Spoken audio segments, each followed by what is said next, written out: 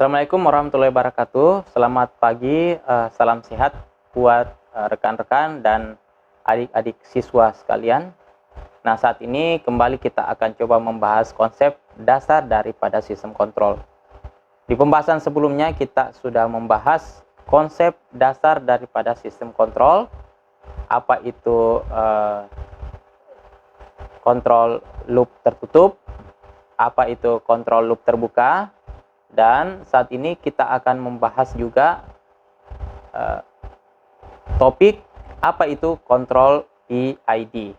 Nah, kontrol PID ini singkatan dari kontrol, proporsional, integral, dan derivatif.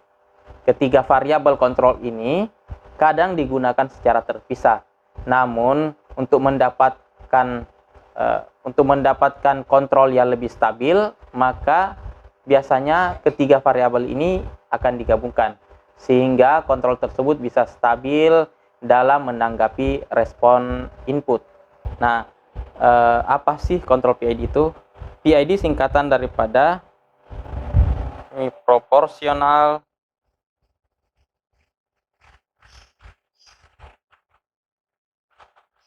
integral,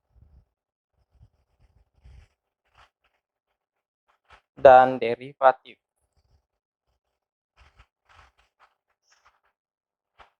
Nah, konsep kontrol tiga variabel ini kadang digunakan secara terpisah. Namun untuk mendapatkan hasil kontrol yang lebih stabil, lebih tanggap terhadap respon, maka ketiga variabel kontrol ini kemudian akan digabungkan menjadi kontrol PID atau proporsional, integral, dan derivatif. Jika sistem kontrol stabil hanya memerlukan perbaikan respon, maka yang dilakukan adalah menggunakan alat kontrol PID yang mengcovernya. Nah, jika sebaliknya terjadi ketidakstabilan pada kontrol, maka untuk memperbaiki respon tersebut pada sistem ditambahkan peralatan kompensasi. Sehingga peralatan ini yang akan kemudian memodifikasi penguatan dan sudut fasa agar dapat menghasilkan perbaikan terhadap gain margin pada fase margin. Dengan demikian, dapat disimpulkan bahwa perbaikan sistem kontrol dilakukan dengan dua cara, yaitu menggunakan kontrol PID,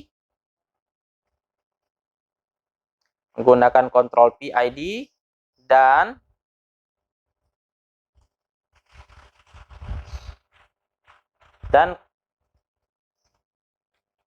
melakukan teknik kompensasi.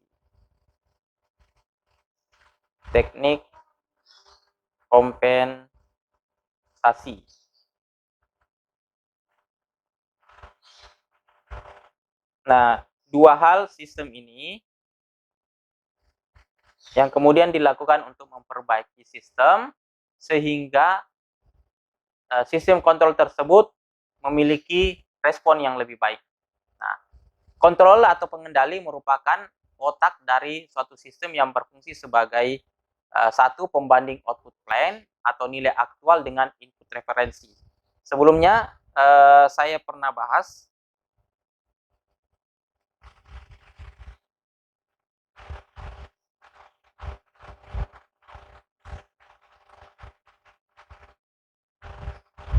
di kontrol open loop dan closed loop. Jadi otak dari suatu sistem ada dua fungsi. Nah, tujuan sistem kontrol itu beroperasi ya untuk menghasilkan dua fungsi ini. Yang pertama itu pembanding output plan atau nilai aktual dengan input referensi atau set point. Nah, dia menjadi pembanding antara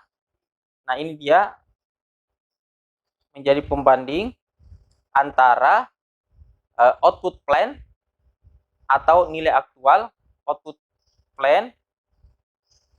Dia akan membandingkan output plan dengan input referensinya, Nah, ini yang akan kemudian dibandingkan. Nah, inilah dua fungsi daripada sistem kontrol. Fungsi pertama itu sebagai pembanding antara output plan atau nilai aktual dengan input referensi atau set point yang controller atau pengendali lakukan inputan. Nah, terus fungsi kedua apa? Yakni mengirim sinyal yang sesuai ke elemen kontrol akhir untuk menjaga variabel yang dikontrol agar berbeda pada set point-nya.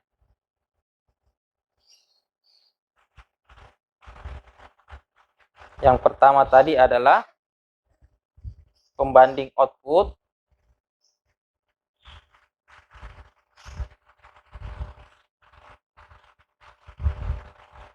pembanding output,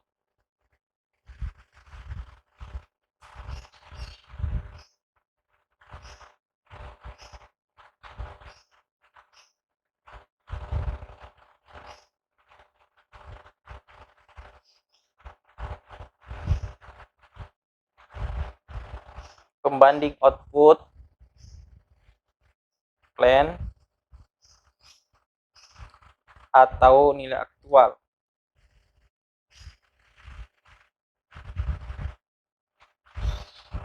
Nilai aktual dengan input referensi.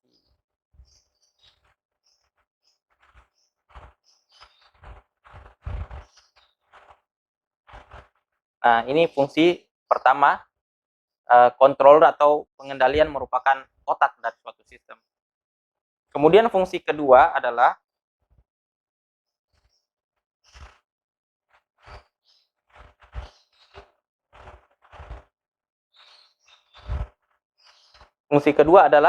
mengirim sinyal yang sesuai ke elemen kontrol akhir.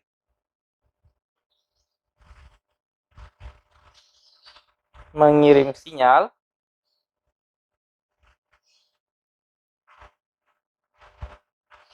yang sesuai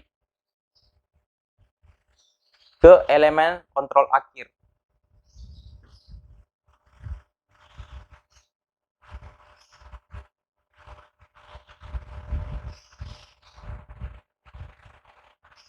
Untuk menjaga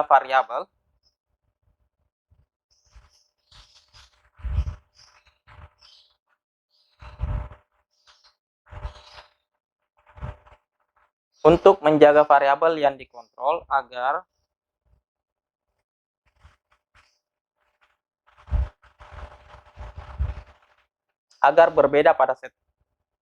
berada pada set point-nya.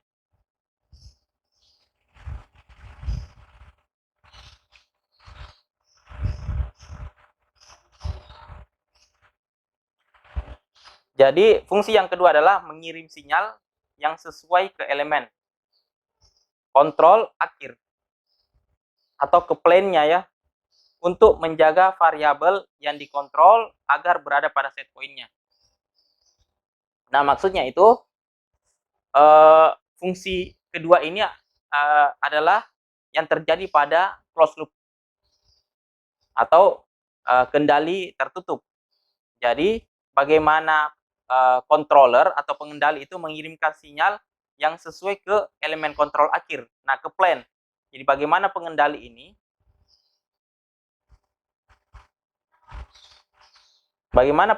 ini mengirimkan sinyal ke plane atau ke elemen kontrol akhir. Nah, elemen kontrol akhir di sini seperti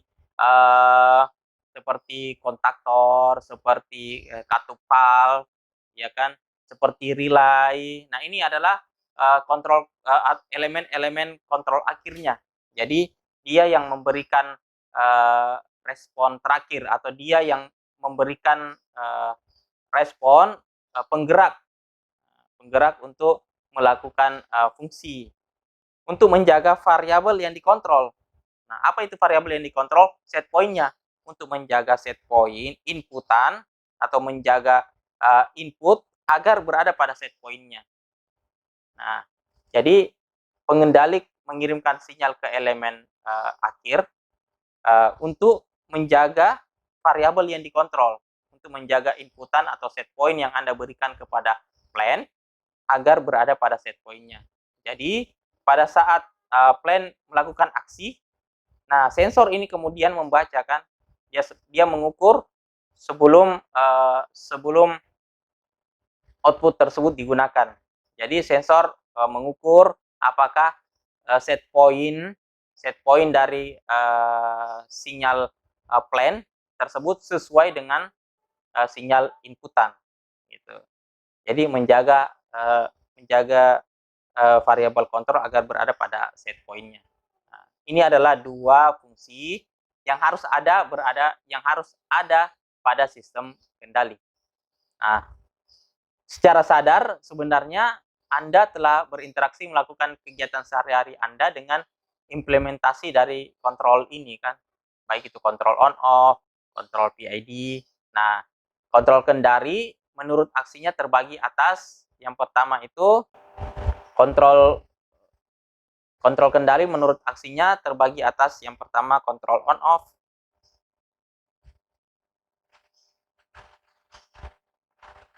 yang kedua itu kontrol proporsional,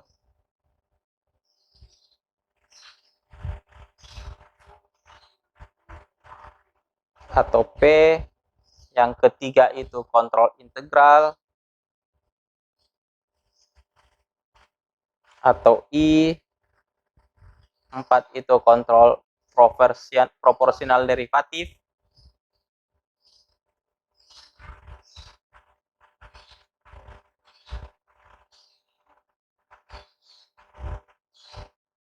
atau PD, yang kelima itu kontrol integral derivatif.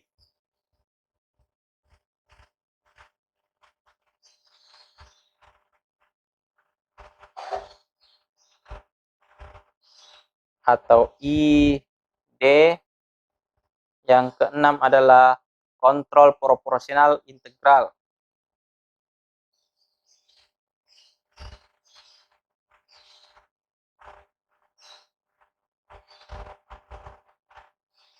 Atau PI, dan yang terakhir adalah gabungan dari tiga variabel ini, yakni proporsional, integral, dan derivatif. Pertanyaannya, Pak, kenapa mesti ada kontrol PID?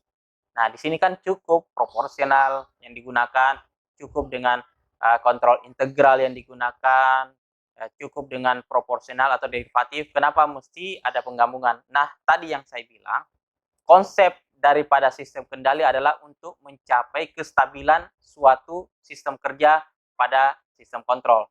Nah, untuk mendapatkan kestabilan ini tidak hanya dengan cara satu pengendalian sistem saja. Tentunya akan butuh penggabungan dari beberapa sistem.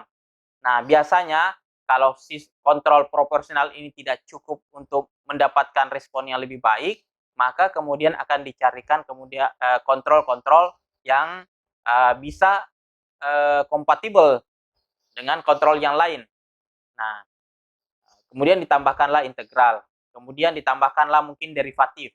Nah, ini kemudian gabungan ketiga sistem ini ya tentunya pasti akan kedepannya untuk mendapatkan suatu kestabilan pada sistem.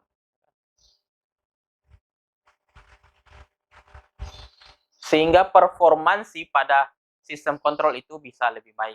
Nah, itu tujuannya sebenarnya kenapa ada kontrol proporsional, integral, dan derivatif. Secara lebih detail, saya akan membahasnya nanti di video berikutnya. Nah, kontrol on off secara sederhana telah kita bahas sebelumnya bahwa pengendali ini hanya bekerja pada dua posisi, ya kan? Yaitu on atau off. Nah, on off controller dapat menyalakan suatu device atau peralatan pengoreksi apabila terdapat sinyal error dan mematikannya apabila sinyal errornya sudah hilang. Kita ambil diagram blok sederhana pada open loop atau kendali terbuka ini. Nah, yang bisa menggambarkan bagaimana proses kontrol on off.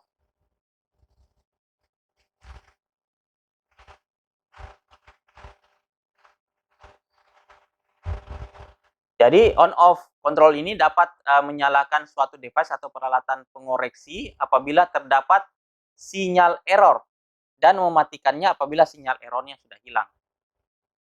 Selain itu, on-off controller banyak digunakan pada sistem pengendali sederhana karena harganya tentunya yang relatif lebih murah, karena tidak memerlukan elemen-elemen khusus untuk menyempurnakan sistemnya, seperti sensor, ya kan, seperti pembanding atau junctionnya, gitu. Namun tidak semua juga proses pengendalian secara on-off, karena tentunya banyak operasi proses yang tidak dapat mentolerir fluktuasi variabel proses pada kerja kontrol ini. Nah, salah satu pengontrolan on-off yang sering digunakan adalah relay, pengendalian suhu pada setrika, atau pompa air otomatis, dan lain-lain. Nah, relay, begitu set point Anda berikan dia on pada sistem kerjanya, maka plan-nya itu akan on atau berfungsi. Apabila Anda memberikan set point off, maka plan-nya itu akan berhenti berfungsi. Begitu juga dengan suhu pada setrika. Nah, ketika setrika mendapat suhu atau temperatur panas puncaknya, maka setrika tersebut secara otomatis menggerakkan relay-nya, menggerakkan elemennya untuk mematikan suplai listrik pada elemen setrika. Begitu suhu atau temperaturnya mengurang, maka elemen elemen pada setrika akan memberikan aksi untuk menyalakan kembali atau menyalakan kembali energi power listrik sehingga memanaskan kembali elemen setrika. Nah, contoh sederhana juga pada lampu. Nah, bagaimana Anda melakukan set point pada inputan atau pengendalian pada lampu tersebut. Kita ambil contoh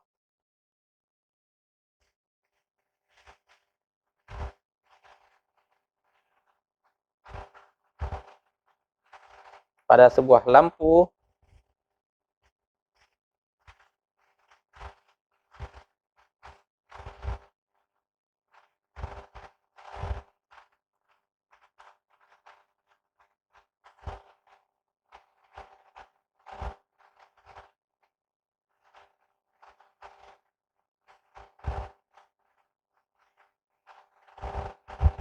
Secara sederhana, kontrol on off ini bisa disimulasikan pada kontrol on off sebuah lampu.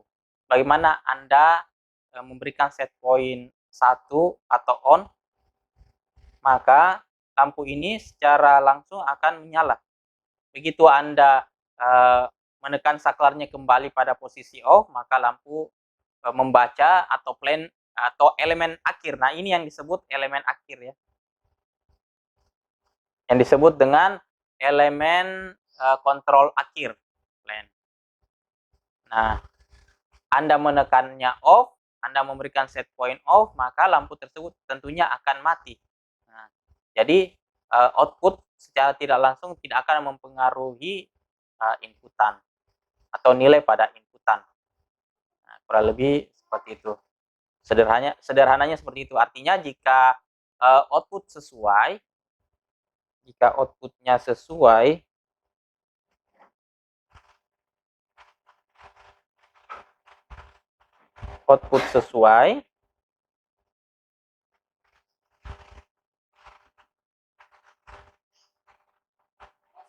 output sesuai target, maka plan-nya akan on.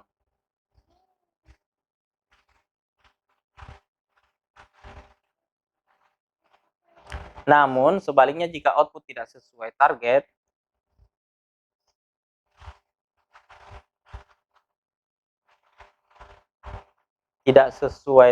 maka plan on. Target, maka plan akan off. Nah, itu adalah contoh sederhana dari kontrol on off.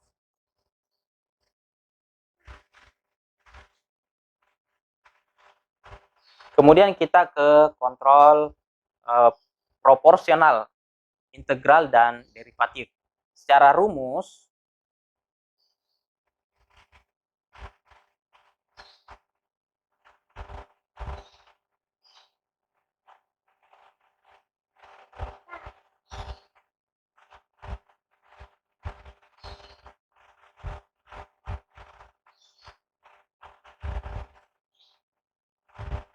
secara rumus matematis kita temui masalah seperti ini. UT sama dengan variabel proporsional dikali E terhadap waktu ditambah konstanta K integral T E terhadap waktu dt ditambah KD dikali DE T per dt. Nah, rumus secara matematis, rumus PID ini seperti ini dia. Namun di pertemuan kita ini tentunya kita berusaha untuk sekedar mengenal saja rumus atau rumus matematika dari sistem kontrol PID, sehingga kita akan lebih fokus bagaimana membangun fungsi kontrol secara praktis dengan dasar kontrol PID ini. Nah, kontrol PID tadi saya sudah sebutkan singkatan daripada proporsional, derivatif, dan integral. Artinya kontrol PID adalah kontrol yang digunakan untuk memperbaiki performansi sistem. Nah, jadi kemudian proporsional, integral, derivatif ini akan digabungkan. 3 variabel ini akan digabungkan untuk memperbaiki performansi sistem. Yaitu bagaimana meminimalisir steady state error, meminimalisir steady state error, terus menurunkan efek overshoot,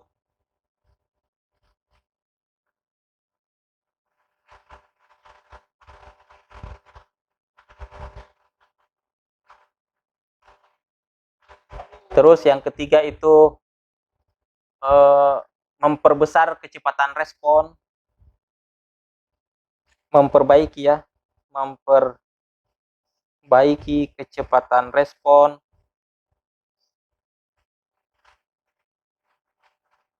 atau rest time,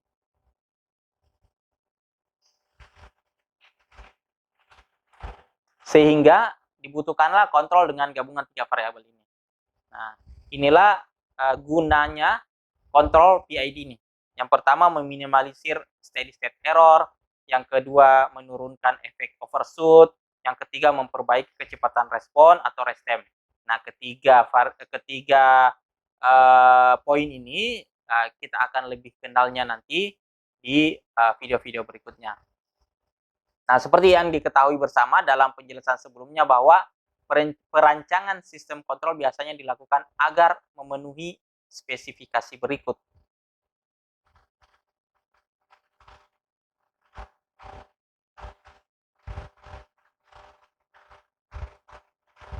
Yang pertama,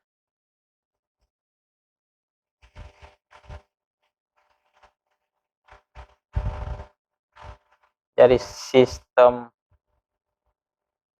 kontrol, saya tambah black-nya.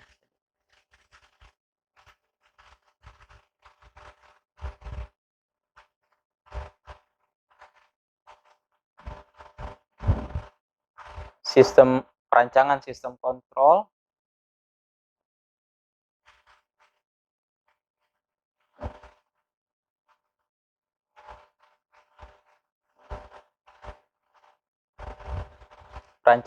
kontrol biasanya dilakukan agar memenuhi spesifikasi.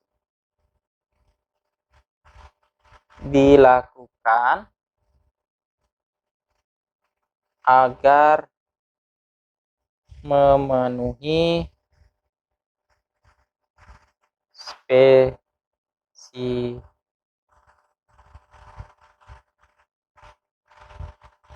spesifikasi berikut. Yang pertama,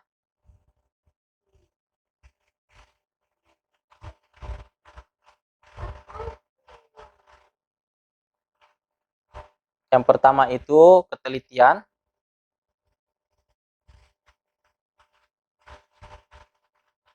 Maksudnya agar akurasinya itu lebih baik. Akurasinya lebih baik. Terus yang kedua itu kecepatan dalam memberikan tanggapan atau speed of response-nya juga bagus. Kecepatan dalam memberikan tanggapan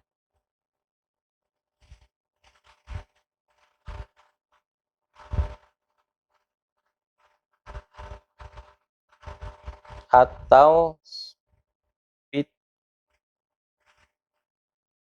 of response terhadap sinyal itu lebih baik. Terus spesifikasi yang ketiga, setting time paling lama.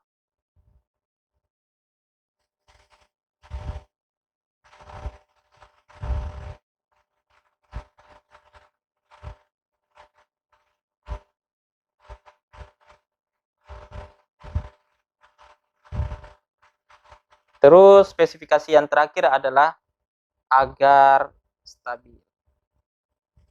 Agar sistem ya stabil tentunya. Ya kan? Baik, untuk lebih jelasnya, mari kita coba simak video berikut.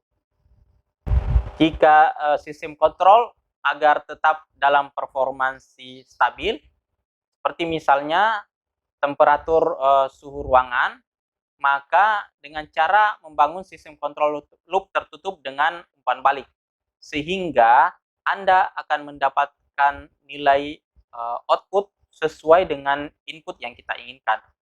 Misalkan Anda sebagai pengendali memberikan set point pada kontrol, maka sistem kontrol loop tertutup dengan fungsi umpan balik akan menjaga output tetap stabil dari nilai variabel input yang Anda berikan.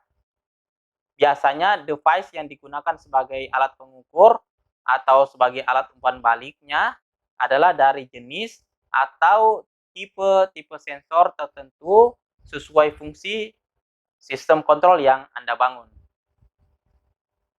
Sebagai contoh lain, yang biasanya Anda temui di lapangan bahkan tanpa Anda sadari sudah berinteraksi dengan sistem kontrol PID tersebut adalah proses pengendalian pada sistem kemudi kendaraan mobil Anda. Seperti pertama, Anda menekan pedal gas dengan kecepatan sesuai yang Anda inginkan. Kemudian, Anda mengatur kemudi kendaraan agar tetap stabil berada pada traffic yang benar. Kemudian sistem kemudi akan mengirimkan sinyal output ke Anda untuk mengatur pedal gas agar kecepatan kendaraan tetap terjaga. Sensor kecepatan berguna sebagai peralatan umpan balik yang akan memberikan informasi kepada Anda. Apakah kecepatan perlu ditambah atau diperlambat? Seberapa besar tekanan atau pijakan yang Anda berikan pada pedal gas? Jenis peralatan atau device control yang banyak digunakan pada industri atau bidang manufaktur adalah kontrol PID pada kontrol temperatur suhu ruangan. Kelebihannya karena mudah digunakan dan diatur. Selain itu, kontrol ini mampu melakukan pekerjaan yang baik dalam mengontrol suhu di berbagai peralatan. Sebagai contoh, dapat dilihat dalam video bagaimana proses kontrol PID dalam mengontrol temperatur suhu dengan cara mendeteksi sumber panas pada jalur pemipaan, seperti yang terlihat dalam video. Pengendali akan memberikan input berupa set point 200 derajat Fahrenheit, kemudian sinyal dari pengendali akan diberikan ke plan untuk mulai proses pemanasan atau heating. Nah, kemudian sensor berupa thermocouple sebagai elemen pengukur atau umpan balik pada loop tertutup akan membaca atau mengukur suhu. Dalam hal ini, kontrol PID yang bekerja sebagai kontrol on-off untuk mengatur proses pemanasan. Seiring dengan set point pada input 200 derajat Fahrenheit, sistem kontrol PID juga akan mengatur pengendali pada beberapa derajat di atas dan di bawah 200. Di mana ketika sensor thermocouple mengukur 202 derajat Fahrenheit, maka secara otomatis sistem akan mematikan fan atau heater agar suhu panas tetap terjaga. Dan ketika sensor thermocouple kembali mengukur suhu berada di posisi 198 derajat Fahrenheit, maka secara otomatis plan kembali akan bekerja untuk memanaskan heating. Nah, ini adalah contoh sederhana dari kontrol PID. Bagaimana dengan cara kontrol PID yang dikombinasikan dengan perangkat PLC? Pada PLC terdapat terminal input dan output. Proses kontrol yang digunakan adalah umpan balik loop control atau closed loop. Sinyal output pada hasil pengukuran sensor thermocouple akan dikirim ke input PLC, kemudian akan diprogram ke dalam kontrol PID. Dari output PLC akan memberikan sinyal aksi kepada plan untuk melakukan pemanasan.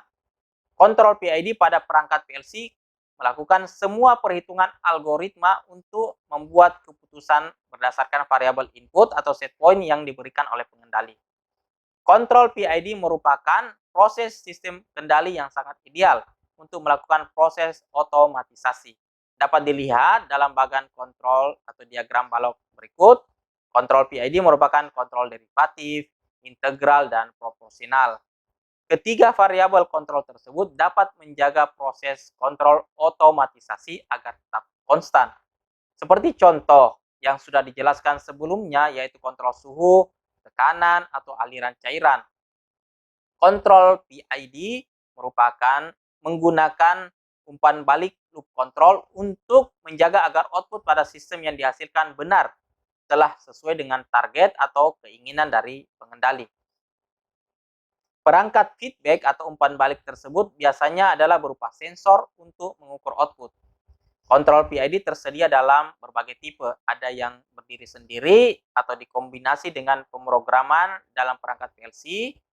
Pada perangkat PLC, selain itu tersedia terminal input dan output, juga terdapat software pemrograman kontrol PID.